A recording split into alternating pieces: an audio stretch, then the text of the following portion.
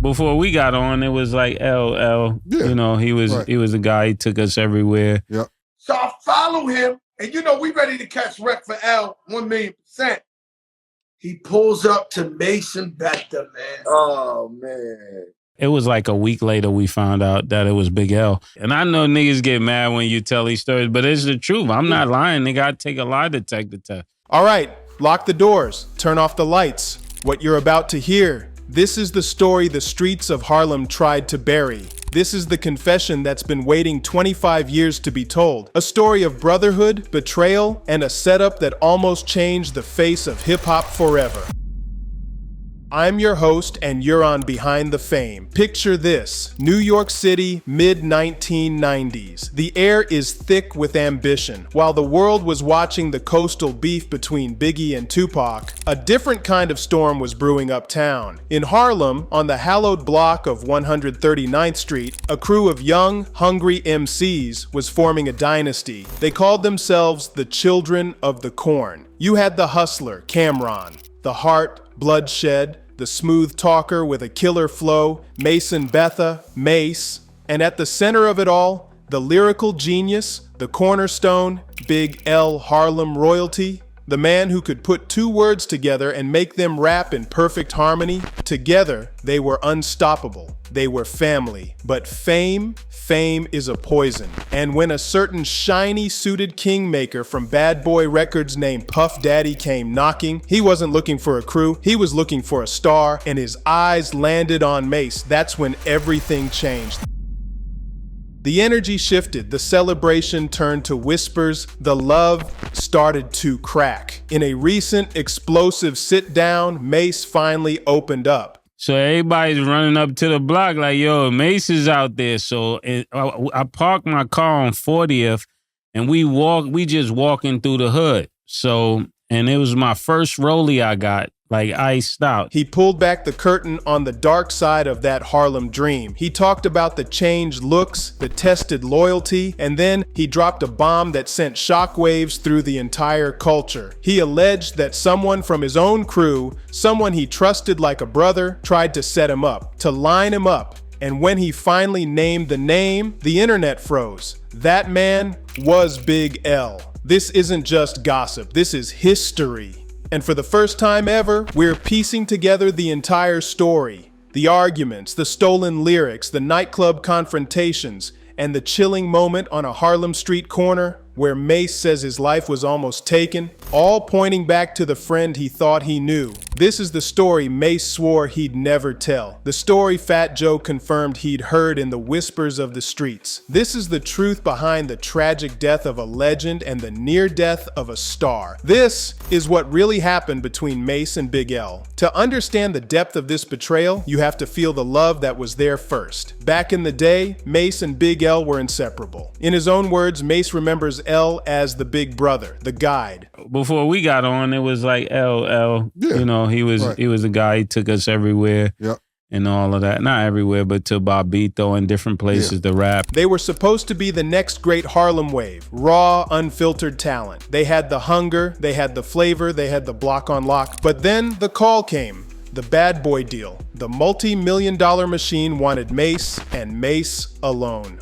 Overnight, Mace went from the block to Madison Square Garden. The shiny suits, the pop hooks, the duets with Puff and Total. He was a superstar. But back in Harlem, that success tasted like betrayal. Mace saw it in their eyes. He felt it in the silence. Then when I got on, it was like the whole wave changed. It was like, this is what it looks like when a nigga really get on. The streets started talking. Mace switched up. He left the corn behind. He forgot where he came from. But Mace claims he wanted to bring them all with him. He tried. But label politics are cold. Puff wanted a solo star, not a street crew. That decision created a rift that jealousy would soon tear wide open. The tension started small, petty. Mace recalls one of the first signs wasn't even about money or fame. It was about the craft itself, the art. Me and L would get into it, and one time because you want me to tell a story, so I gotta tell a story. Yeah. He started using a few of my lyrics, like different compounds that I was using. That's when you make two words rap at the same time. So I checked the nigga. Not just words, syllables. Yeah, syllables. He started using my syllables. Think about that. To an MC, your flow is your fingerprint. Your syllables are your DNA. For Big L, a man celebrated as one of the greatest pure lyricists to ever touch a mic, to be biting Mace's style, it was a quiet declaration of war, a subtle sign that the respect was eroding. But that was just the beginning. The friction was building, and soon it would explode in a very public place, a legendary New York nightclub called The Tunnel. Mace describes the scene. He's in the tunnel, surrounded by his people. The energy is high. Then Big L approaches him, but he's not alone. He's with Fat Joe. And the conversation, as Mace puts it, goes super left. It gets heated. It gets dangerous. Next thing I know, I'm in a tunnel, and the nigga Fat Joe comes up to me. So hold on for people. Not a tunnel. That's a nightclub. Yeah, the nightclub, the tunnel. Right. So Joe come up to me. I'm looking like, and then Joe see me, and Joe's like, and I ain't doing nothing to that nigga. That's Mace. You know what I'm saying? Yeah. That's something y'all got going on. Right. So that's first, but hold on. That was the first time. Let that sink in. Fat Joe, a respected OG, had to step in and essentially shut it down. He made it clear this wasn't a generic beef. This was personal between L and Mace. This was the first public crack, a warning shot that everyone in the room saw. The brotherhood was fracturing right before their eyes, and that's when things got dark, deadly. Mace started hearing things, whispers from people he trusted, a warning not to show up at a certain place at a certain time. He got word that there was a setup brewing. Someone was trying to line him up. He never went into full detail about what that meant. A robbery? Something worse? He didn't have to. In the streets, a setup only means one thing. He claimed the order came from inside his own circle, from someone he broke bread with. That time, Harlem was so on fire with us that everybody in jail thought they was representing us. You know what I'm saying? Right. So if anything happened, niggas like, nah, that can't fly at all. Yeah. The unthinkable had happened. The family was turning on itself, and Mace was convinced he knew who was at the center of it. But the proof, the undeniable, chilling proof, came just a week later. Mace is walking through Harlem with his friend, Sham. They're on 141st Street. They've just bought ice cream for the kids on the block. It's May's day. He's the hometown hero. He's feeling love. Then out of nowhere, a man appears. And a Spanish nigga just run out of nowhere like, yo, give it up, nigga. I'm gonna kill both of y'all niggas. The man has a gun. He cocks it. The sound echoes in the street. This is real. Mace is wearing his first Rolex, iced out. He's staring down the barrel. He and Sham communicate with their eyes. Do we run? But the gun is on Sham. Mace makes a decision. I take the watch off really slow. Sham like, Mace, stop playing. I'm taking it off like, should I? I'm faking. The nigga said, yo, it's taking too long. He put the gun on Sham, so then I take the watch off. I'm like, this nigga then got caught. That's what I'm really thinking. This nigga got caught. So then I throw the watch by the back of the car wheel, because I knew it was going to bounce off. Pause.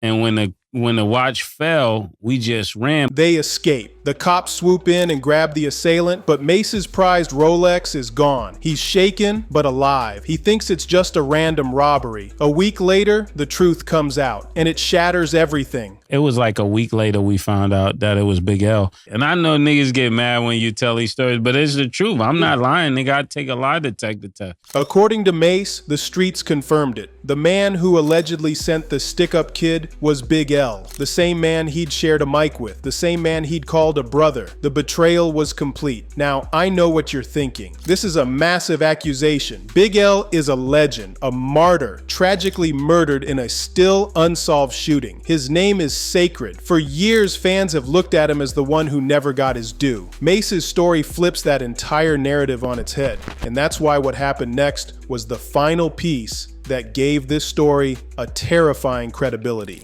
Fat Joe, a man who has been in the game since the beginning, a man who knows every street tie and backroom deal in New York, was asked about it, and he didn't deny it. So I follow him, and you know we ready to catch wreck for L 1,000,000%. He pulls up to Mason Bector, man. Oh, man.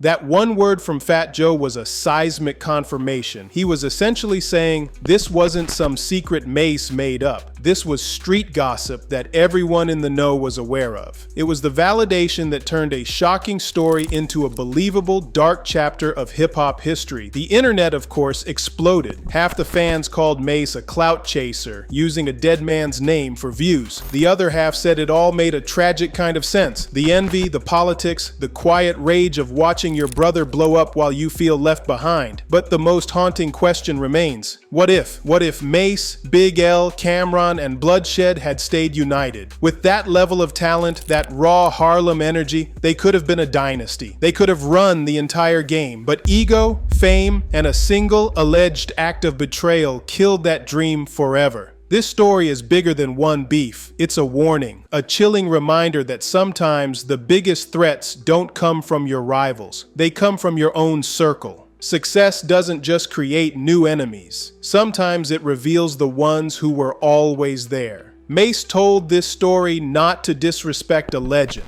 but to speak his truth after decades of silence. To explain how the glitz and glamour of the music industry almost cost him everything back home. The real history of hip-hop isn't just in the platinum records and the award shows, it's in these stories. The buried secrets, the quiet betrayals, the bonds broken by the allure of fame.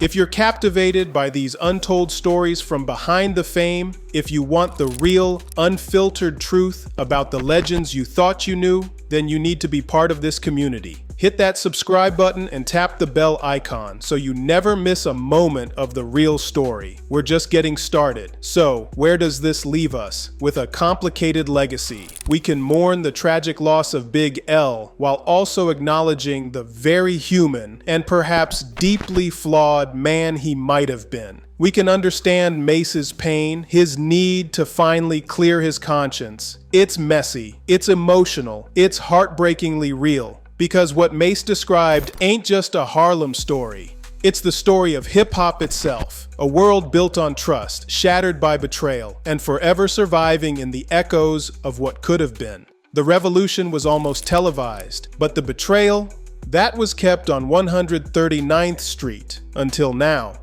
This has been Behind the Fame. The truth is waiting,